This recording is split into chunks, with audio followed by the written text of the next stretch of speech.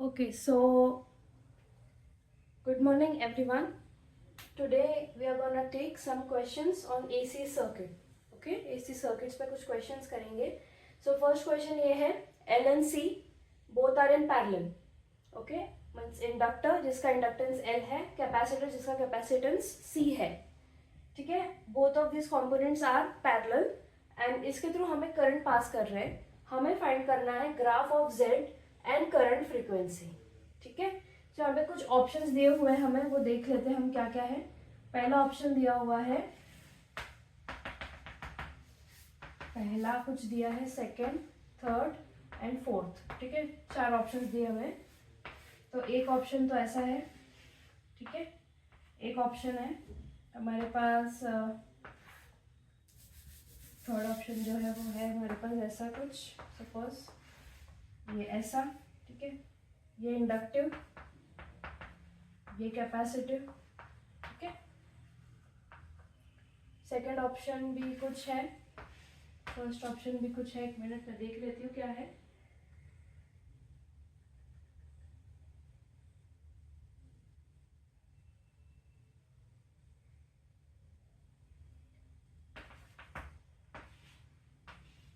ठीक है, ये ऑप्शन है और एक ये है, ये इंडक्टिव और ये कैपेसिटिव. ये इंडक्टिव पार्ट, ये कैपेसिटिव पार्ट, ये इंडक्टिव पार्ट या ये कैपेसिटिव पार्ट, कौन सा सही है ये फाइंड आउट करना है. ठीक है, ये इसमें दिया हुआ ये इंडक्टिव, ये कैपेसिटिव, तो कौन सा ग्राफ आना चाहिए. So let's solve it. यहाँ पर दोनों पैरेलल में है तो हम इम्पिडेंस निकाल लेते हैं. जैसे कि Z और F का हमें निकालना है, तो सो हम ये ऑप्शन से एक बार ध्यान में रख लेते हैं. ऊपर इंडक्टिव, नीचे कैपेसिटिव, इधर इधर कैपेसिटिव, इधर इंडक्टिव, इंडक्टिव कैपेसिटिव. ऐसा वाला वेव आ रहा है या मैक्सिमम वैल्यू आ रही है मिड वैल्यू पर. ठीक है, ये 4 वैल्यूज है. तो सबसे पहले हम Z निकाल लेते हैं, उसके बाद में ऑप्शन देखेंगे. ठीक है, सो Z is equals to J omega L is parallel to minus J by omega C. इसका हो जाएगा J omega L into minus J by omega C upon J omega L minus J by omega C. Fine. इसको solve करेंगे. So जैसे J cancel, minus minus cancel, omega omega cancel, यहाँ पे बचेगा सिर्फ L by C. Fine, omega से omega cancel, minus का minus, और ये J है, J into this J, J into J is -1. So ये -1 हट जाएगा. नीचे ओमेगा C, J कॉमन ले लेते हैं सबसे पहले. J ले लिया कॉमन. ठीक है, अभी ओमेगा C एलसीएम ले यहाँ पे ओमेगा C. ठीक है, इसके डिनोमिनेटर में ओमेगा C और यहाँ पर नहीं है कुछ भी. ये से मल्टीप्लाई हुआ, ये ओमेगा L है. सो ये हो जाएगा omega square L C -1. Okay, अब इस J को ऊपर ले लेते हैं. सो 1 बाय J को हम लिख सकते हैं -J. ठीक है, सो ये हो जाएगा -J L by C. Omega square L C -1. इस ओमेगा C को ऊपर लेंगे, ओमेगा C इधर ले लिया. तो C से C कैंसिल, और ये हमारे पास बचेगा -J omega L upon omega square L C -1. L C common ले लेते हैं इसमें से. सो L C अगर कॉमन ले लिया, हमारे पास बचेगा omega square -1 by L C. ठीक है, फिर यहाँ से L से L कैंसिल हो जाएगा और हमारे पास फाइनल एक्सप्रेशन क्या बचेगा, simplified -J omega upon C, omega by C, और नीचे है अपने पास omega square -1 by L C. Okay, so हम इस ग्राफ को, इस नीचे की डिनोमिनेटर की जो वैल्यू है omega is equals to +-1 by root L C, इसके अराउंड अपन ऑब्जर्व करेंगे. तो कैसा होना चाहिए देखते हैं.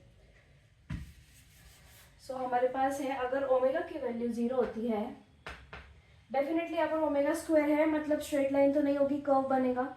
उसके बाद में ओमेगा अगर हमने 0 रखा तो Z की वैल्यू टेंडिंग टू 0 हो रही है. ठीक है, उसके बाद अगर हमने ओमेगा को इन्फिनिटी रखा तो नीचे ओमेगा डिनोमिनेटर में ओमेगा स्क्वायर है, तो that also Z will be tending to 0। अब ओमेगा टी की वैल्यू हम एल सी के अराउंड ऑब्जर्व करते हैं। अगर omega equals to L C रख दी, अंडर रूट ऑफ 1/LC रखा, ठीक है, इसमें, तो ये वैल्यू क्या हो जाएगी, इन्फिनिटी को टच करेगी, z will be tending to infinity, क्योंकि डिनोमिनेटर क्या हो जाएगा हमारा 0, so z will be tending to infinity. Okay, अब क्या करें देखते हैं। उसके बाद में अगर हमने ओमेगा की वैल्यू ग्रेटर देन 1/√LC रखा, अगर ग्रेटर देन 1/√LC रखा तो ये वैल्यू पॉजिटिव है और ये पूरा जे माइनस में ही रहेगा, नेगेटिव में रहेगा, इसलिए कैसा जेड हो जाएगा हमारा, कैपेसिटिव हो जाएगा, कैपेसिटिव, ठीक है।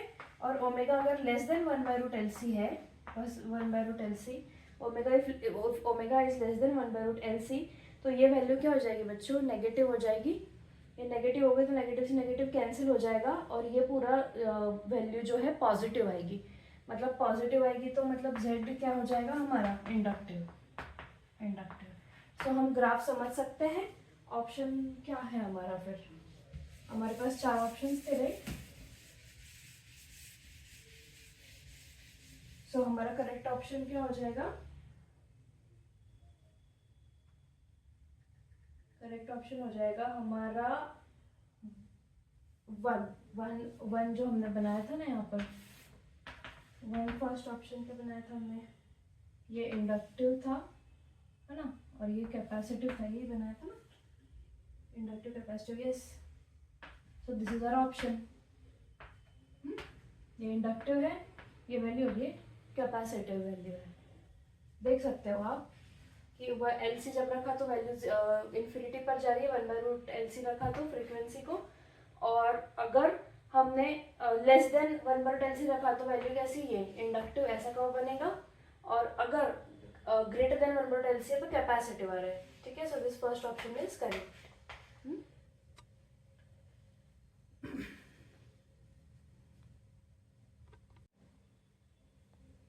Okay, so this is our next question.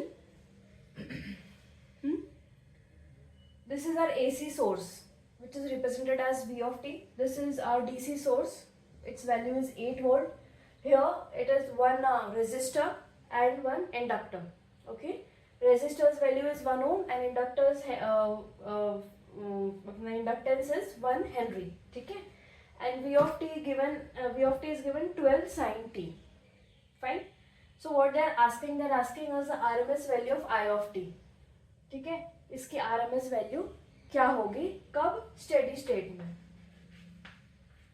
Eight steady state.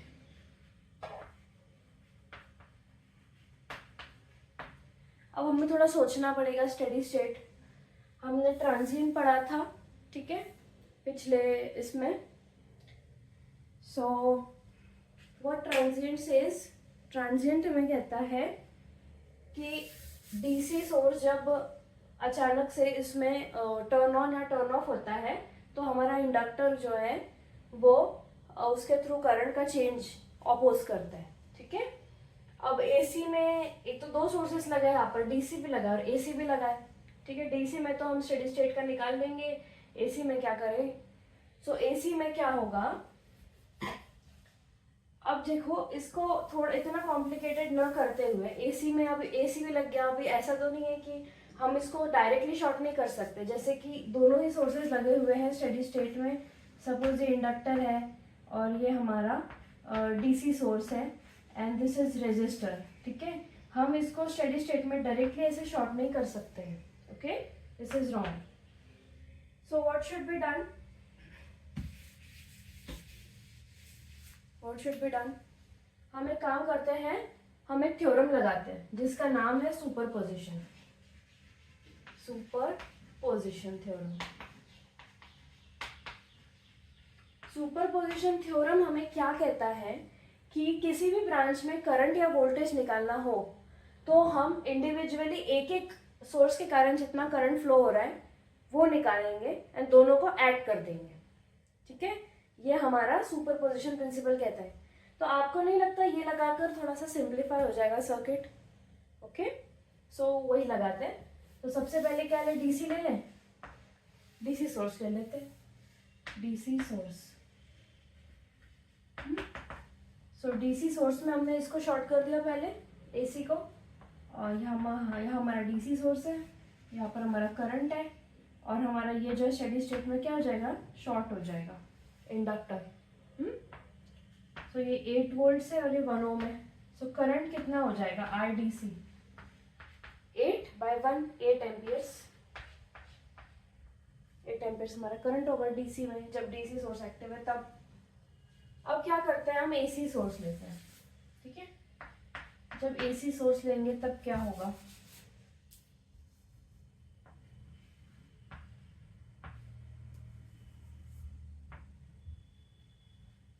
ठीक है।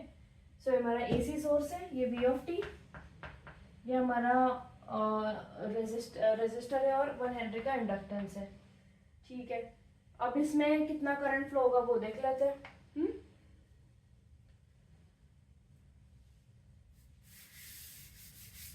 आई ऑफ टी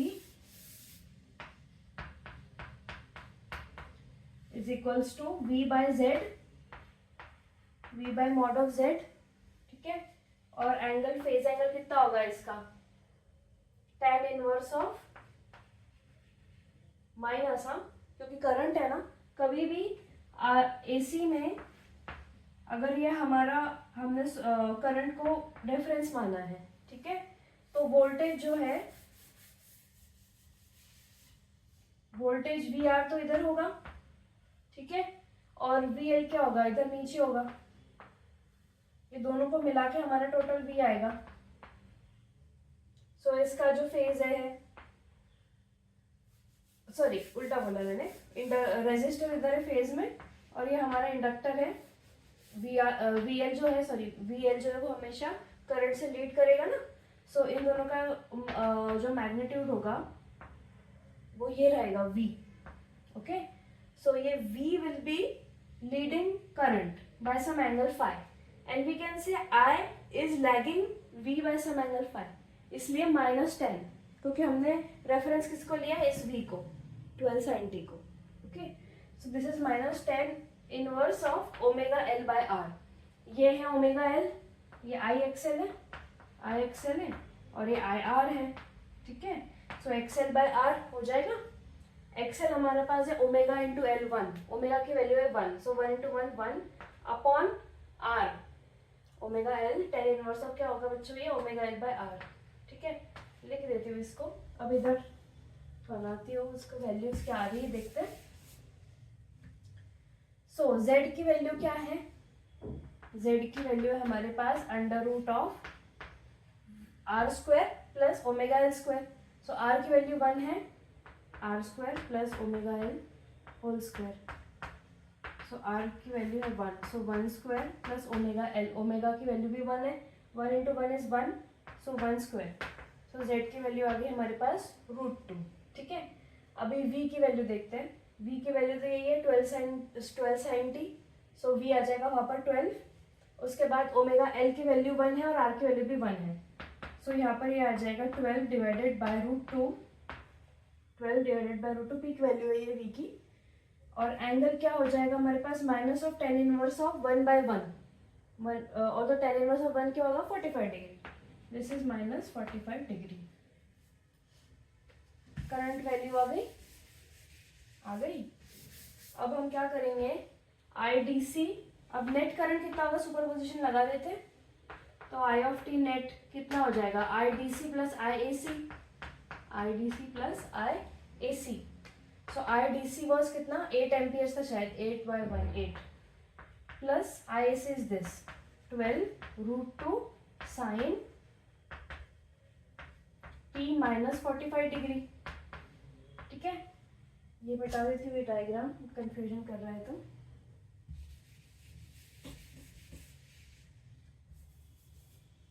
ये हो जाएगा sin t -45 degrees. I hope यहाँ तक क्लियर है। IDC का निकाला और IAC का निकाला, अब IRMS निकालना है, IRMS निकालना है। RMS वैल्यू क्या होती है, DC की तो यही रहती है under root of 8 square plus ये हो जाएगा 1/2 IM का स्क्वायर मतलब 12/√2 का स्क्वायर, 12/√2 का स्क्वायर। ठीक है, इसको सॉल्व कर देंगे कितना आएगा 12/√2 का 12 सही है ना, ये 12 ही है ना, v of t is 12 sin omega t। सो ये आ जाएगा 64 प्लस 2 to the 4 और 4 into 144 144 डिवाइडेड बाय 2 into 2 4 4 4 सा कितने टाइम जाएगा ये 272 सा और 236 सा, सीधे कर लो ना यार, चलो 36। ठीक है, तो ये वैल्यू क्या आई 36 है, इसकी वैल्यू हो जाएगी अंडर रूट ऑफ 100 मतलब 10 एम्पियर्स। हमारा आंसर है 10 एम्पियर्स। ओके, ये यहाँ तक कि RMS वैल्यू को निकालना क्लियर है आपको। RMS क्या होता है, root mean square, root of mean का स्क्वायर। अभी 8 है, DC कांस्टेंट है, उसका मीन तो 8 ही रहेगा। ठीक है, और इसका क्या निकलेगा, इसका ये वाले कंपोनेंट का, ये हमारा पीक वैल्यू है, peak value by divided peak value का स्क्वायर डिवाइडेड बाय 2। ठीक है,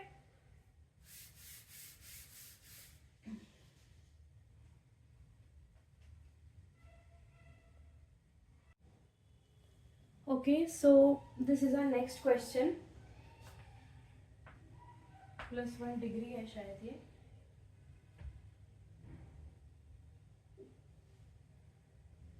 ठीक है, सो इसमें दिया है हमें कि V1, V2 और V3 तीन सोर्सेस लगे हुए हैं। V1 is 100 angle 0, V2 is 100 angle -120 degree and V3 is 100 angle +1।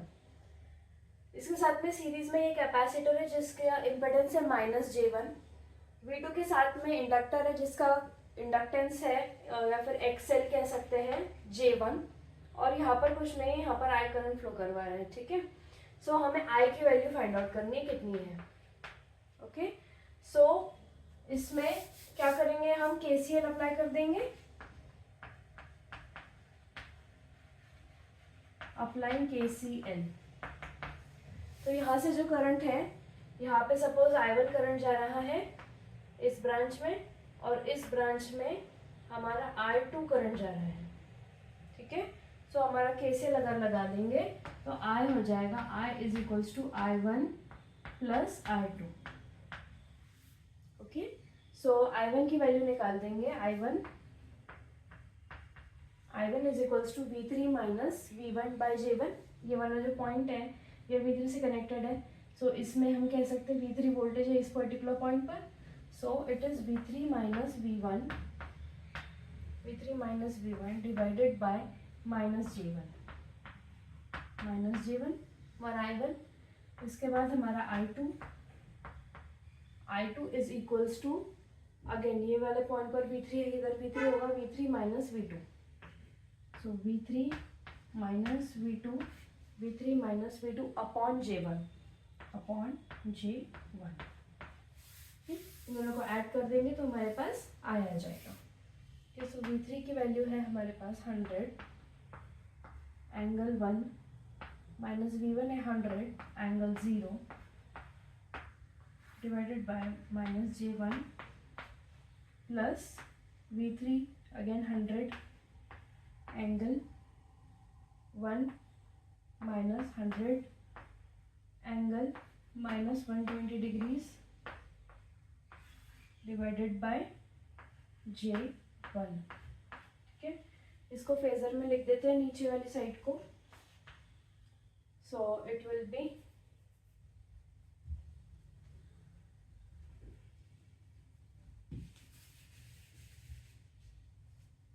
इसको लिख सकते हैं अपन 100 एंगल 1 माइनस 100 एंगल 0। ठीक है, डिवाइडेड बाय नीचे है हमारे पास 1 एंगल -90 डिग्री। सिमिलरली ये वाला जो है प्लस इधर लिख रही हूँ नीचे, तो it is 100 angle 1 minus 100 angle -120 degrees divided by 1 angle 90 degree. अब इसको कैलसी से सॉल्व कर लेंगे और इसकी वैल्यू आ जाएगी। ओके,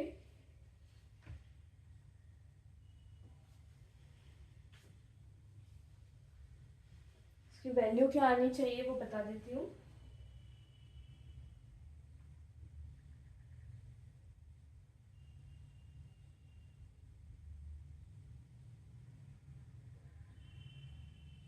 इसकी आनी चाहिए total I equals to I1 I2 की फाइनल वैल्यू आनी चाहिए हमारे पास 1.732 173.2 and angle is -60 degrees.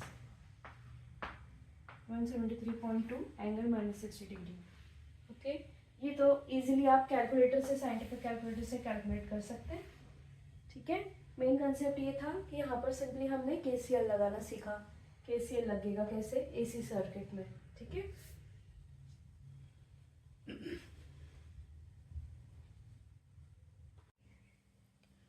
Okay, so this is our next question. यहाँ हमारा AC सोर्स है और वो कैसा है, साइनोसॉइडल नहीं है। ठीक है, ये है स्क्वायर वेव। ठीक है, यहाँ पर इंडक्टर, कैपेसिटर, रेजिस्टर हमने सीरीज में लगाया हुआ है। अब ये जो स्क्वायर वेव है इसके बारे में हमें क्या क्या इन्फॉर्मेशन दी है वो पढ़ते हैं। सिमेट्रिकल स्क्वायर वेव है। ठीक है, ड्यूटी साइकिल 50% है, मतलब 50% पॉजिटिव 50% नेगेटिव। एम्पलीट्यूड है ±15, मतलब ऊपर वाली पीक वैल्यू +15 है, नीचे वाली पीक वैल्यू -15 है। और टाइम पीरियड है 0.4 पाई मिली सेकेंड्स, मतलब 0.4 पाई मिली सेकेंड्स के बाद में the wave will repeat itself. Resistor की वैल्यू दी हुई है 5 ओम, एल दिया हुआ है हमें 10 मिली हेनरी, एंड कैपेसिटेंस दिया हुआ है 4 microfarad. Okay, we have to find the amplitude of 5000 radian per second component of VC। मतलब ये जो VC है, VC मतलब ये कैपेसिटर के अक्रॉस जो वोल्टेज है, इसे VC नाम दिया है। ठीक है, इसमें जो 5000 रेडियंस पर सेकेंड वाला कंपोनेंट है वोल्टेज का, उसका एम्पलीट्यूड फाइंड करना है। ठीक है, सो कैसे करेंगे इसको देखते हैं एक बार।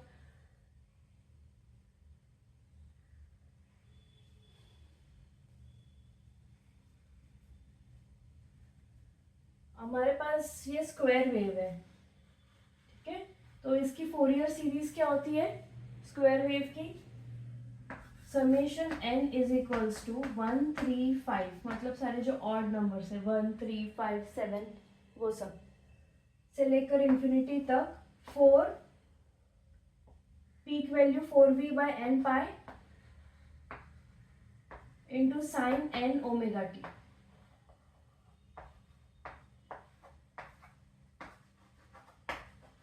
ये इंपॉर्टेंट है। ठीक है, ये क्या है बच्चों, ये है Fourier series of square wave, okay. So ये फोरियर सीरीज है। अब इन्होंने क्या कहा है, 15 वोल्ट जो है इसकी पीक वैल्यू है, मतलब ये जो V है ना, ये पीक वैल्यू है। सो इसकी वैल्यू क्या है 15। सो V यहाँ पर लिख देती हूँ, कहीं पे V हमारे पास है 15। ये रब कर रही हूँ मैं। टाइम पीरियड दिया हुआ है हमारे पास 0.4 पाई मिली सेकेंड्स, ओके। और फाइंड करना है किसमें, 5000 रेडियंस पर सेकेंड में। ठीक है, तो हम इसका एंगुलर फ्रीक्वेंसी निकाल सकते हैं, ओमेगा टाइम पीरियड दिया हुआ है तो। ठीक है, ओमेगा इज इक्वल्स टू 2 पाई/t, टी होता है। सो टाइम पीरियड दिया हुआ है तो ओमेगा क्या हो जाएगा, 2 पाई अपॉन 0.4 पाई, 0.4 पाई मिली सेकेंड्स। ठीक है, सो पाई से पाई तो कैंसिल हो गया और ये गया 0 और ये बचा 5 मिली, मतलब 5000 आ रहा है, ओमेगा 5000 आ रहा है। ठीक है, ये इसकी वैल्यू 5000 ही आ रही है। Okay, so find amplitude of 5000 radians per second component of VC। Okay, 5000 ही इसका टाइम पीरियड आ रहा है, मतलब फंडामेंटल फ्रीक्वेंसी इसकी क्या आ रही है, ओमेगा की वैल्यू 5000, और 5000 मतलब फंडामेंटल फ्रीक्वेंसी पर ही हमको वी सी के अक्रॉस जो वोल्टेज है उसका एम्पलीट्यूड फाइंड करना है, ठीक है। अभी इसका काम हो गया इस इंफॉर्मेशन का, तो मैं ये रब कर रही हूँ। हमारे पास ये फोरियर सीरीज है, इसके अक्रॉस जो जा रहा है वो, ठीक है। अब ये हमारा वोल्टेज है, ठीक है, वोल्टेज है। एक्सएल और एक्सी निकाल लेते हैं अभी। एक्सएल एक्सी और आर है, करंट निकालना पड़ेगा। Current into voltage, current into XC अगर करेंगे तो हमारे पास वीसी आ जाएगा। सो करंट निकालते हैं, उसके पहले एक्सी और एक्सएल निकालना पड़ेगा, ठीक है, क्योंकि सीरीज सर्किट है ना। तो एक्सी एक्सएल निकालते हैं। एक्सी इज इक्वल्स टू क्या है, minus j by omega C, minus j by omega C. तो माइनस जे बाय ओमेगा हमारे पास है 5000 फंडामेंटल पे निकाल रहे हैं ना अपन सब ये। So will use 5000, time period भी उसका फंडामेंटल पे निकालना है। So 5000 into C, capacitance is 4 microfarad, 4 into 10 to the power minus 6. So इसकी क्या वैल्यू आ गई, 3 मतलब माइनस जे, 5 4 से 20, ये 1000 और ये 1000 मतलब 10 to the power minus 3 बचा इधर, ये इधर जाएगा। So minus J 10 to the power 3 मतलब यहाँ पे हो जाएगा 1000 divided by 20, so it will be 50, minus जे 50 आया क्या, एक्सी। तो मैं सिर्फ यहाँ पे लिख देती हूँ, बाकी रब कर देती हूँ। X is equal to minus J 50, fine. XL निकालते हैं।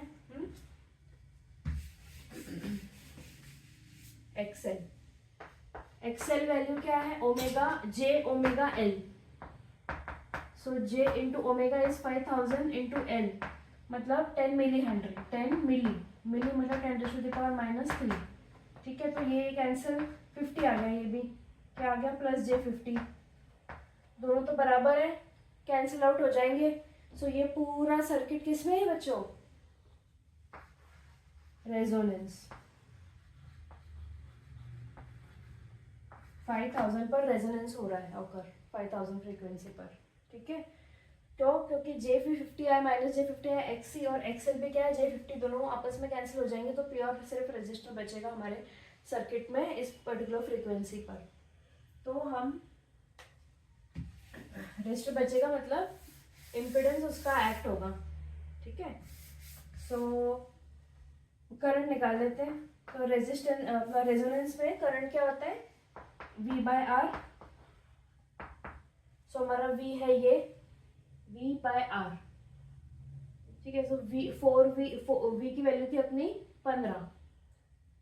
तो पहले उसको सॉल्व कर लेते हैं अपन। V फंडामेंटल पे कितना आ रहा है, V फंडामेंटल पे मतलब फर्स्ट फ्रीक्वेंसी ओमेगा 5000, इसको कैसे रिप्रेजेंट करूँ, चलो VF मतलब फंडामेंटल, ठीक है, is equals to 4 into 15 upon n is 1 क्योंकि फंडामेंटल पे निकालना है, इंटू पाई, ठीक है। और साइन n मतलब 1 और ओमेगा 5000 t, ये हमारा VF हो गया, ठीक है।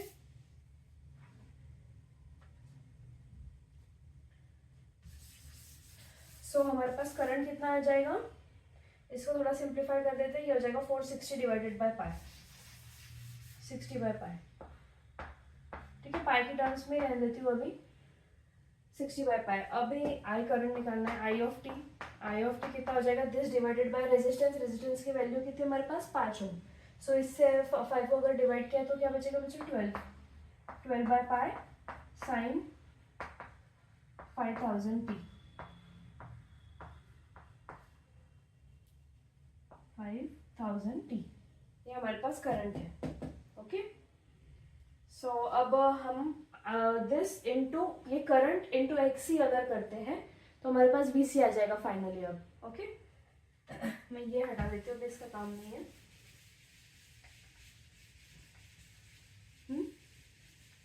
आई ऑफ टी इंटू एक्सी अगर करेंगे, ये हमारा कैपेसिटर यहाँ पे लगा हुआ, ठीक है, इसके through current I of T जा रहा है, और इसका जो ड्रॉप है वो कितना है, एक्सी, राइट। सो वी सी क्या आ जाएगा बच्चों हमारे पास, I of T into x सी। ठीक है, तो वही कर रही हूँ मैं। इन दोनों को अगर मल्टीप्लाई कर दिया तो sorry J50 into this, so it will B minus J50 जो कि हमारा XC है इंटू ये करंट, मतलब 12 पाई। ठीक है, और एंगल तो 0 डिग्री है इसका। ठीक है, एंगल 0 डिग्री। इसको सॉल्व कर देंगे हमारे पास, इसको पोलर फॉर्म में, इसको अपना रेक्टेंगुलर फॉर्म में कर देते हैं। तो क्या आएगा आंसर, 12/5, सिर्फ 12/π आएगा।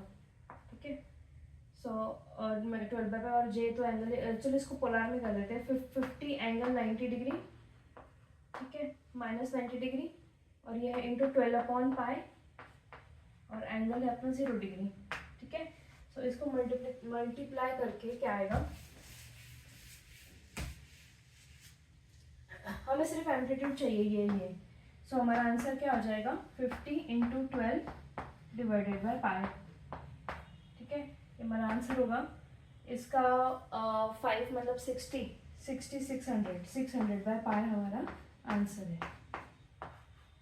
Okay, I think this is clear. एक बार रिपीट कर देती हूँ। हमारे पास स्क्वायर वेव था, स्क्वायर वेव का हमें टाइम पीरियड दिया हुआ था, एम्पलीट्यूड दिया हुआ था। ठीक है, पीक फ्रीक्वेंसी थी वो दी हुई थी। सो एल सी और आर, ये LCR सीरीज सर्किट था। ठीक है, सो हमने क्या किया, स्क्वायर वेव पे फोरियर सीरीज देख लेते हैं कि मतलब उसके साइन में कन्वर्ट करना है इसको, स्क्वायर वेव को, इसलिए इसकी फोरियर सीरीज पता होनी चाहिए। सो ये आई, ये है। सो अपन ने क्या किया, उसका ओमेगा निकाल लिया पहले, तो टाइम पीरियड दिया हुआ था तो ओमेगा 5000 आया, और हमें 5000 पर ही पूछा गया था, क्या पूछा गया था कि अपना VC के अक्रॉस, मतलब कैपेसिटिव वोल्टेज के अक्रॉस, ये जो कैपेसिटी के अक्रॉस जो वोल्टेज है उसका amplitude at 5000 radians per second. So हमने देखा कि 5000 रेडियंस पर सेकेंड तो हमारी फंडामेंटल फ्रीक्वेंसी आ रही है। ठीक है, सो हम सब अब पूरा काम हमने किस पे किया, n=1 रखकर। ओके, सो अगर हमने n=1 रखा तो यहाँ पर हमें टोटल जो वोल्टेज है, फंडामेंटल वोल्टेज, वो आ जाएगा। ठीक है, सो वो आ गया। उसके बाद में हमने XC, XL और R इनकी वैल्यू स्टडी की। सो हमने देखा कि XC और XL इक्वल आ रहे हैं, मतलब ये सर्किट रेजोनेंस में है। अगर रेजोनेंस में है तो करंट कैसे निकालेंगे हम, V/R, क्योंकि इफेक्टिव इम्पिडेंस क्या हो जाएगा, रेजिस्टेंस के बराबर, क्योंकि इमेजिनरी पार्ट 0 हो गया है। ठीक है, सो उससे हमने करंट निकाल लिया और XC से मल्टीप्लाई कर दिया, तो हमारे पास उसके अक्रॉस वोल्टेज जो है वो आ गया। फाइन, और हमें सिर्फ उसका एम्पलीट्यूड पूछा गया था, तो हमने सिर्फ ये और ये मल्टीप्लाई कर कर हमारा आंसर 600 पाई आ गया। Okay, I hope this is clear.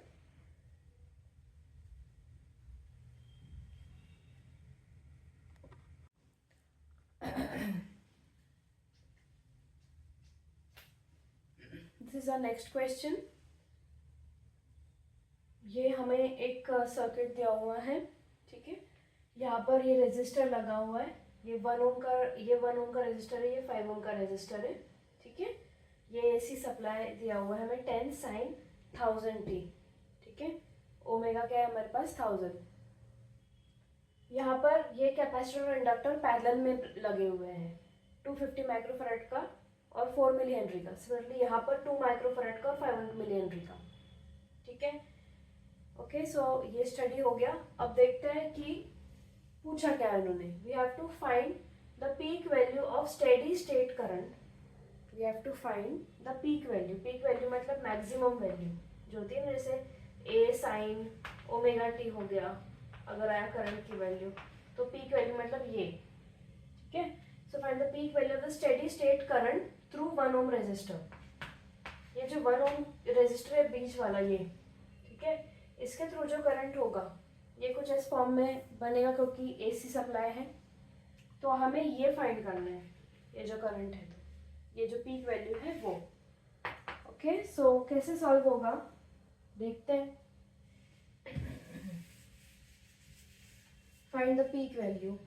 अब इसमें कैसा होता है ना कि ये हमारा AC है। सो स्टेडी स्टेट में ऐसा नहीं होगा कि हमने कैपेसिटर को ओपन कर दिया, इंडक्टर को शॉर्ट कर दिया, ठीक है, ये नहीं होगा। सो हम सबसे पहले काम करते हैं इसका और इसका इम्पिडेंस निकाल लेते हैं दोनों ब्रांचेस का। पर शायद उससे कुछ हो जाए सॉल्व। सो ये निकाल लेते हैं, ठीक है। सो हमारे पास XL हो जाएगा ओमेगा इंटू एल, ओमेगा मतलब 1000 इंटू एल मतलब 4 मिली हेनरी।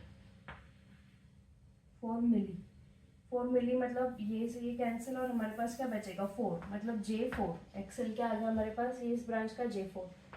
XC क्या है देखते हैं, XC is equals to minus J by omega C होता है XC। So minus J upon omega, omega दिया है 1000 इंटू C कैपेसिटेंस मतलब दिया 250 माइक्रोफैराड। 250 माइक्रो मतलब 10⁻⁻6। सो इसको अगर सॉल्व कर दिया 4 जीरोज है, 2 जीरोज है, -2 बचा, -2 ऊपर ले गए तो ये हो जाएगा -J इंटू 100 अपॉन कितना बचेगा बच्चों 25 मतलब 4। ये फिर से ये क्या आ गया अपना -J4 आ गया, तो ये XL आ गया +J4 और XC आ गया -J4। अब इनका पैरेलल क्या होगा, पैरेलल जीरो हो जाएगा इनका पैरेलल। कैसे, J4 मतलब नीचे डिनोमिनेटर में 0 आएगा ना, J4 is parallel to -J4। सो अगर हमने इसको सॉल्व किया तो क्या वैल्यू आएगी, A into B upon A plus B, J4 -J4। तो ये तो क्या हो गया, इन्फिनिटी हो गया। इन्फिनिटी हो गया मतलब ओपन सर्किट हो गया, ये तो उड़ गया अपना, ओपन सर्किट हो गया। अभी ये देख लेते हैं इसका इम्पिडेंस क्या हो सकता है, वो भी ओपन सर्किट हो जाए। तो ये हमारा ए ब्रांच जो था, ए ब्रांच तो अपना ओपन सर्किट हो गया। अभी बी ब्रांच देखते हैं। सो बी ब्रांच की को ऑब्जर्व करते हैं। एक्सएल हमारा आ रहा है J into omega L, omega is 1000 into L 500 milli henry, 500 into 500 milli henry, milli मतलब 10⁻⁻3। सो ये कैंसिल और ये बचा हमारे पास J 500। सही है ना, J ओमेगा इंटू एल। वैसे ही एक्स सी देखते हैं, X is equals to -J by omega C. So -J इधर नीचे ओमेगा की वैल्यू है 1000, सो 1000 into C, what is C, 2 microfarad. So 2 into 10⁻⁻6। फिर इसको अगर सॉल्व किया तो क्या है देखते हैं। ये मिटा दो यहाँ से, इसका काम हो गया है।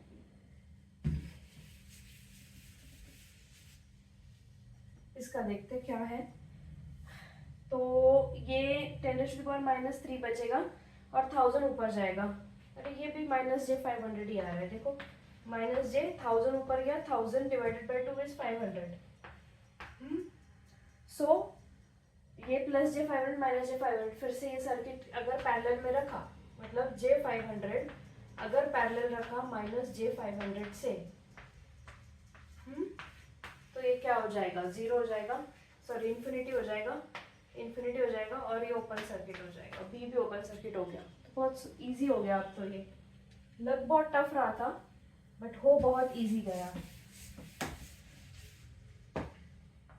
इधर लिख लो 10 sin ओमेगा टी, ओमेगा था हमारा 1000 टी। अब तो ये ओपन सर्किट हो गया। अब इसका नेट सर्किट जो है वो बना लेते हैं हम। अब इसका सर्किट कैसे बनेगा, ये हमारा रेजिस्टर, ये हमारा एक और रेजिस्टर, ये हमारा एक और रेजिस्टर, ठीक है। ये है यहाँ से ओपन सर्किट और ये है यहाँ से ओपन सर्किट, ठीक है। और यहाँ से हमारा ये एसी सप्लाई है, तो सीधा रेजिस्टिव सर्किट हो गया। 4, 1 और 5 टोटल रेजिस्टेंस देख लेते हैं। तो आर टी क्या हो जाएगा, आर टी हो जाएगा हमारे पास 4 ohms plus 1 ohm plus 1 ohm, 4 plus 1 plus 5 मतलब 10 ohms, 10 ohms का रेजिस्टेंस आ गया। अब करंट कितना होगा हमारे पास, I of T is equals to V of T by R. ठीक है, so 10 sine 1000 T divided by R है हमारे पास 10, सो 10 से 10 कैंसिल, हमारे पास आई ऑफ टी बचा साइन 1000 टी। और यहाँ पे वैल्यू 1 है, सो हमारा आंसर क्या हो गया, इसका एम्पलीट्यूड क्या है 1, सो हमारा आंसर है 1 amperes. Answer is 1 amperes, 1 amperes. Okay,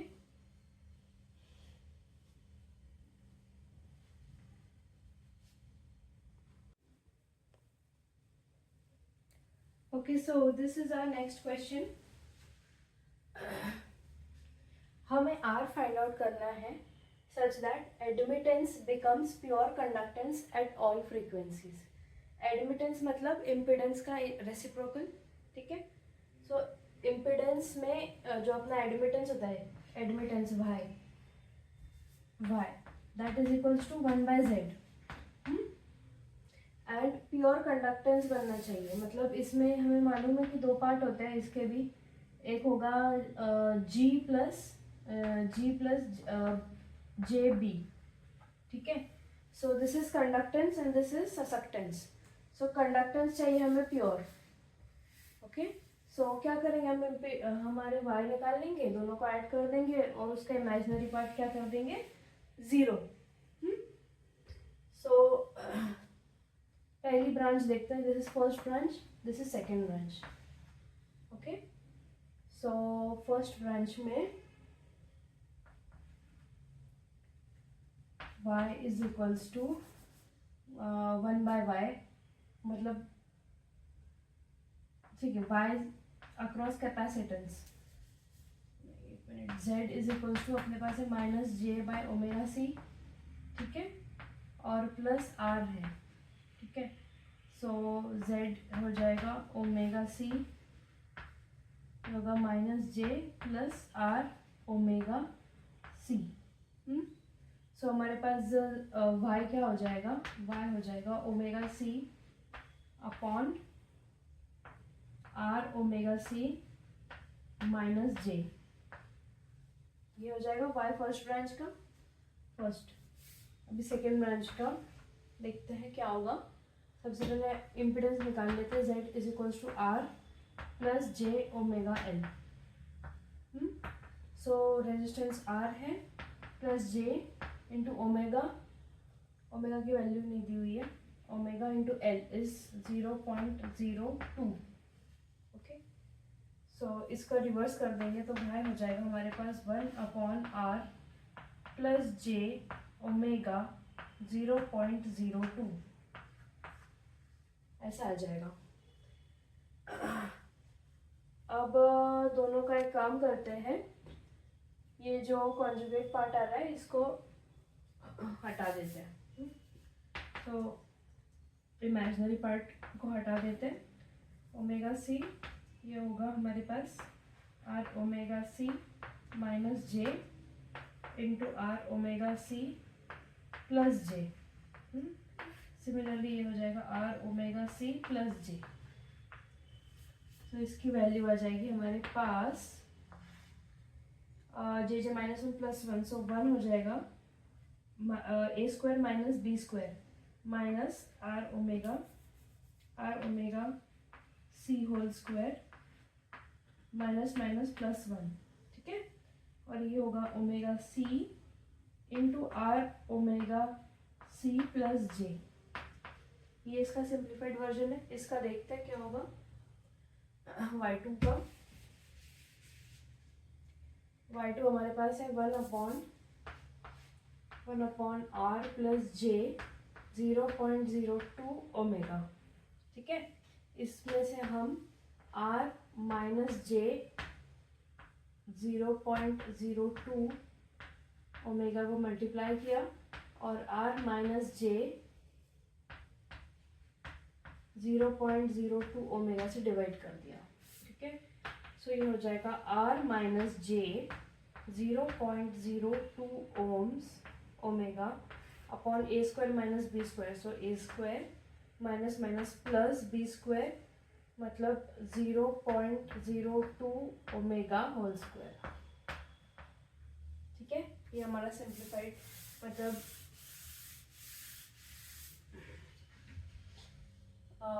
मतलब इमेजिनरी पार्ट हटाकर के डिनोमिनेटर से रैशनलाइज करके ये आया, ठीक है। अब हमें करना है कि ये दोनों को ऐड करना है और इसका हमें जो इमेजिनरी पार्ट है उसको जीरो कर देना है, ठीक है। सो y इज इक्वल्स टू, इसको हटा देते हैं इतने पार्ट को, ये सही है ना। r है r ओमेगा सी इधर, ओमेगा सी इधर, r minus j omega c और ये मल्टीप्लाई कर दिया r omega C plus j. So it will be r omega C whole square plus 1 omega C r omega C plus j, ठीक है। So I am rubbing this part. Finally हमें y1 plus y2 दोनों को add करना है, so we'll add them.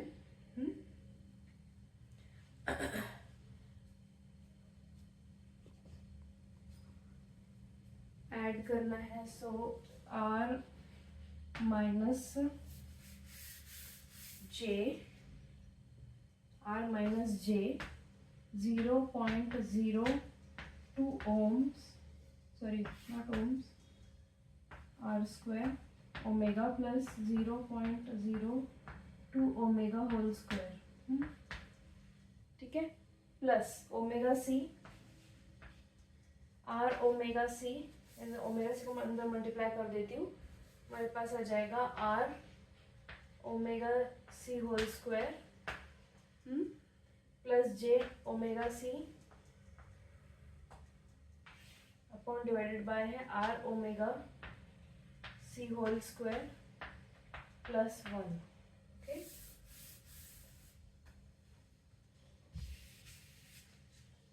अब इसका imaginary part zero करना है, इमेजिनरी पार्ट जीरो,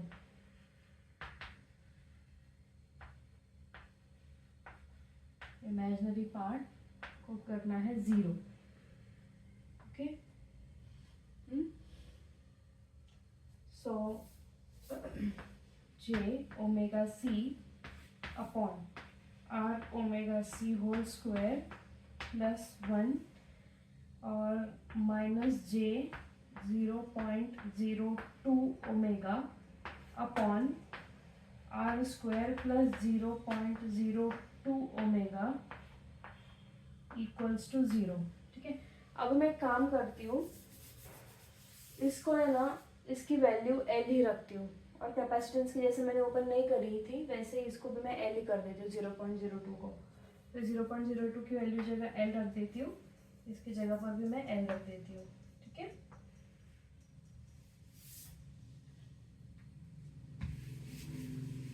लास्ट में वैल्यू पुट कर देंगे हम। So this will be omega C upon r omega C whole square plus 1 whole square plus 1 equals to, वो उस साइड ले जाती हूँ, omega L upon r square plus l omega का होल स्क्वायर है ये, r square plus l omega whole square, l omega whole square, ठीक है। अब ओमेगा से ओमेगा कैंसिल करते हो, ये इधर ले आते हो, ये इधर ले आते हो, तो it will be r square plus l omega whole square, ठीक है। सिमिलरली यहाँ नीचे क्या है हमारे पास, r omega C whole square plus 1, this is equal to, omega से ओमेगा कैंसिल ही हो जाएगा, l बाई सी, ओके।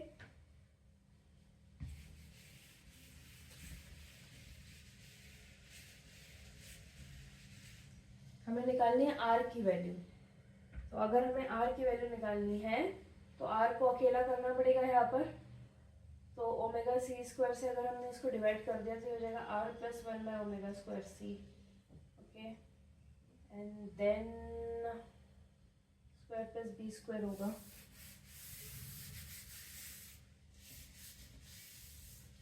हो जाएगा are square plus L omega square upon omega C whole square common ले लेते हैं। अगर हमने कॉमन ले लिया तो it will be r square plus 1 divided by omega square C square. This is equals to l by c. अब r की वैल्यू निकालेंगे। ये सी से एक सी कैंसिल हो जाएगा, ओमेगा स्क्वायर सी उसको उधर ले जाती हूँ तो ये हो जाएगा are square plus L omega whole square upon R square plus 1 by omega square C square equals to ये इधर गया, सो ये हो जाएगा ओमेगा स्क्वायर एल, सी से सी कैंसिल है ना, सी से सी कैंसिल तो एक सी बचेगा ना ऊपर, सी से ये इधर गया, so omega square L C square से एक सी कैंसिल, सो ये बचा। ठीक है, इतना नोट कीजिए।